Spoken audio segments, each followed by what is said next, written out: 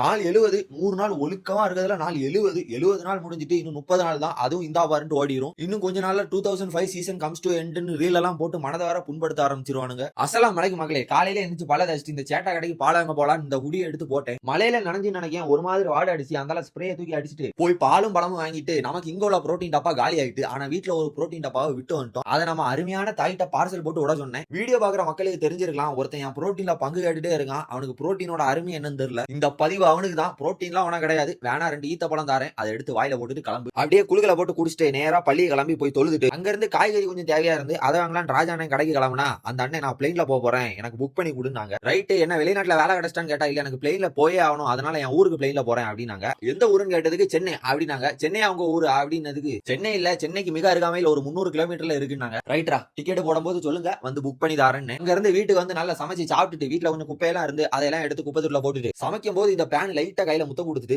அது இப்போ பொல்லி லைட்டா காந்த வேற ஆரம்பிக்குது. புல்ஷெட். நம்ம ஆரம்ப கட்ட வீடியோ எல்லாம் பாத்தீங்கன்னா உங்களுக்கு தெரிஞ்சிருக்கும். இந்த செவலையும் தென்பட்டு இருப்பான். ரொம்ப நாள் கழிச்சு இன்னைக்கு தான் பாக்குறேன். அவனுக்கு கொஞ்சம் தடவல போட்டுட்டு ஜிம்முக்கு வந்துட்டேன். ஜிம்ல இன்னைக்கு நமக்கு ஷோல்டர் தான். ஷோல்டர் மட்டும் இல்ல, கூட ட்ரைஸும் உண்டு. அது ரெண்டையும் போட்டுட்டு கொஞ்ச நேரம் கொழுப்பை குறைச்சிட்டு வீட்டுக்கு வந்து கொண்டக்கடலையை சமைச்சிட்டு மீன் மாத்திரை எல்லாம் போட்டுட்டு இன்னைக்கு நம்ம உணவை பாருங்க மக்களே, பார்க்கவே அருமையா இருக்கும். எப்படி சீசனிங் கொண்டக்கடலை வித் யோகட் சிக்கன் அருமையா நானா வச்ச பாரு. அதை சாப்பிட்டுட்டே நாளை முடிச்சுக்கிறேன். ஒழுக்க முக்கிய மக்களே.